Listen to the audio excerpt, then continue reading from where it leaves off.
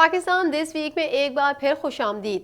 سابق وفاقی وزیر اور تحریک انصاف کے رہنما فواد چودھری کے بیان پر رد عمل کا اظہار کرتے ہوئے وزیر اطلاعات مریم اورنگزیب کا کہنا تھا کہ یہ بیرون ملک سازش کا رونا نہیں، یہ گوگی بچاؤ کا ماتم ہے۔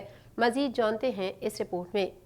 سابق وفاقی وزیر اور تحریک انصاف کے رہنما فواد چودھری کے بیان پر رد عمل کا اظہار کرتے ہوئے وزیر اطلاعات مریم اورنگزیب کا کہنا تھا کہ یہ بیرون ملک سازش کا رونا نہیں، یہ گوگی بچاؤ کا ماتم ہے۔ معاشی دہشت گرد اور معاشی بارودی سرنگیں بجھانے والے آج اپنی نالائقی، نااہلی اور لوٹ مار کا ماتم کر رہے ہیں۔ مریم اورنگزیب نے کہا کہ ملک میں مہنگائی کی شرح تاریخ کی بلند ترین سطح پر ہونے کی وجہ عمران خان کی نالائقی، نااہلی اور لوٹ مار ہے۔ تباہ معیشت، بے روزگاری اور بدترین مہنگائی کی وجہ عمران خان کی کرپشن اور لوٹ مار ہے۔ کشکول لے کر در در کی ٹھوکریں کھاتے رہے اور ان کے دور میں آٹا، چینی، گھی، دوائی، کھاد کی قیمت تاریخ کی بلند ترین سطح پر رہی۔ آج ایندھن کی قیمتوں کے بوجھ کی وجہ عمران خان ہے۔ ہم ان کا پھیلایا گند اور غلاظت صاف کر رہے ہیں۔ وفاقی وزیر کا کہنا تھا کہ وزیر اعظم شہباز شریف نے 4 سال سے ستائی عوام کو 2 ہفتے میں مہنگائی سے ریلیف دیا۔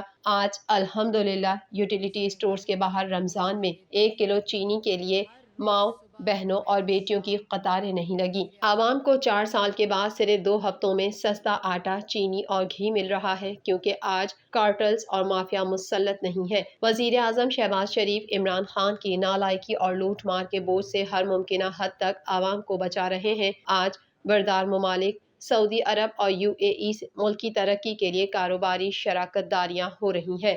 اور جو موجودہ حکومت 2.5 ہفتے سے صرف اس کوشش میں لگی ہے کہ جو معاشی تباہی، معاشی دہشت گردی اور معاشی بارودی سرنگیں عمران خان صاحب بچھا کر گئے ہیں، اس کا بوجھ پاکستان کی عوام پر نہ پہنچے، اور وہ تمام پالیسیز کا اس وقت جائزہ لیا جا رہا ہے کہ جس طرح کا 4 سال میں جو نالائقی، نااہلی اور لوٹ مار کا بازار گرم تھا، جس کی وجہ سے آج پاکستان کی عوام اس مہنگائی کے بوجھ تلے دبی ہوئی ہے۔ ہر روز صبح، دوپہر، شام وزیر اعظم شہباز شریف صاحب پاکستان کی عوام کو اس بوجھ سے بچانے کی کوشش کر رہے ہیں۔ وفاقی وزیر داخلہ رانا ثناء اللہ کا کہنا ہے کہ عمران خان فرح گوگی کے وکیل بنے ہوئے ہیں۔ عمران خان نے ایمنسٹی اسکیم بھی فرح گوگی کے لیے رکھی تھی۔ گوگی پر الزامات کی انکوائری ہو رہی ہے، اس کے بعد کارروائی کی جائے گی۔ اسے بیرون ملک سے ریڈ وارنٹ کے ذریعے بھی واپس لانا پڑا تو لائیں گے۔ مزید جانتے ہیں اس رپورٹ میں۔ وفاقی وزیر داخلہ رانا ثناء اللہ نے صوبائی دارالحکومت لاہور میں میڈیا سے گفتگو کرتے ہوئے کہا کہ عمران خان فرح گوگی کے وکیل بنے ہوئے ہیں۔ عمران خان نے ایمنسٹی اسکیم بھی فرح گوگی کے لیے رکھی تھی۔ گوگی پر الزامات کی انکوائری ہو رہی ہے، اس کے بعد کارروائی کی جائے گی۔ اسے بیرون ملک سے ریڈ وارنٹ کے ذریعے بھی واپس لانا پڑا تو لائیں گے۔ عثمان بزدار تو صرف نام کا وزیر اعلیٰ تھا، اصل میں تو فرح گوگی تھی۔ رانا ثناء اللہ نے کہا کہ عمران خان لوگوں اور کارکنوں کو گمراہ کر رہے ہیں، انہیں بدتمیزی سکھا رہے ہیں۔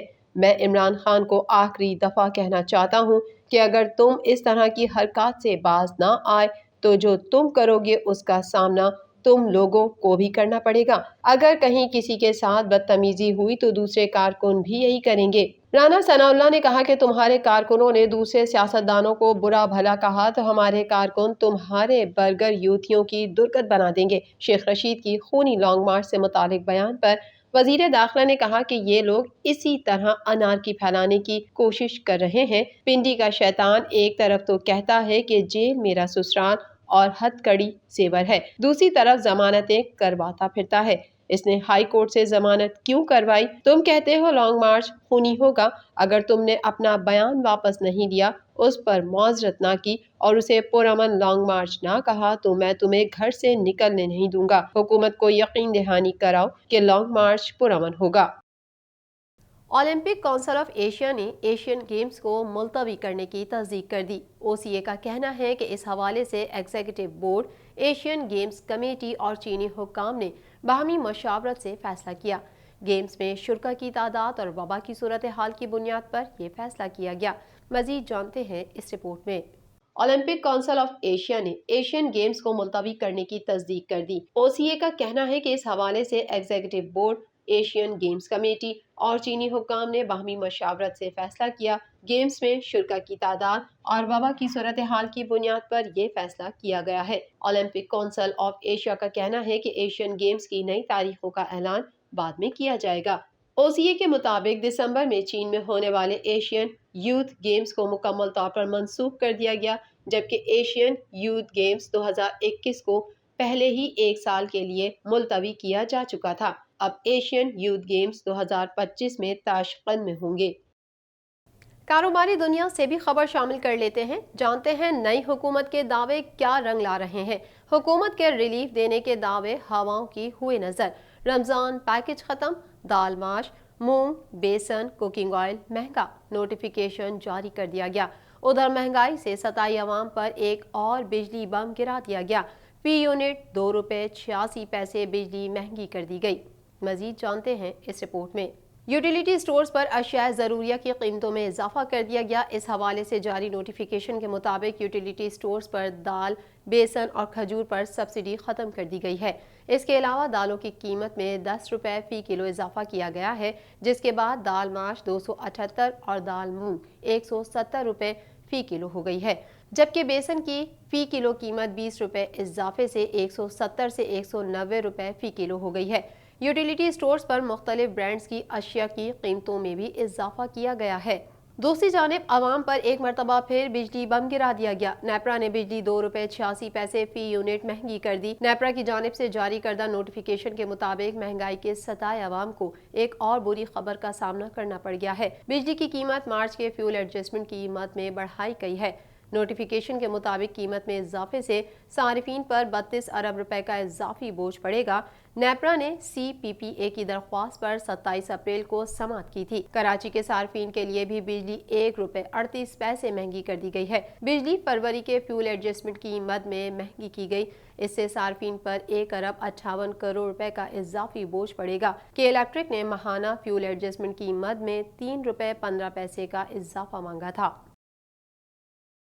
موسم کے حال سے بھی ناظرین کو آگاہ کرتے چلیں۔ اندرون سندھ میں شدید گرمی، پارہ 48 ڈگری تک جانے کا امکان۔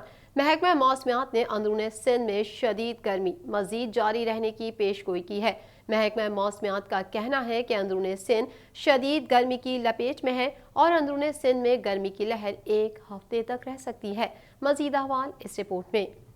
محکمہ موسمیات کے مطابق دادو، جیکب آباد، لاڑکانہ اور دیگر اضلاع کا درجہ حرارت 46 سے 48 ڈگری ہو سکتا ہے، جبکہ زیریں سندھ کے علاقے 11 سے 15 مئی کے دوران گرم لہر کی لپیٹ میں آ سکتے ہیں۔ محکمہ موسمیات کا بتانا ہے کہ کراچی میں آئندہ 2 روز موسم گرم اور مرطوب رہے گا۔ اتوار کو پارہ 35 سے 37 اور پیر کو 38 ڈگری سینٹی گریڈ تک جا سکتا ہے۔ تاہم اس دوران شمال مغرب اور جنوب مغرب سے ہوائیں چل سکتی ہیں۔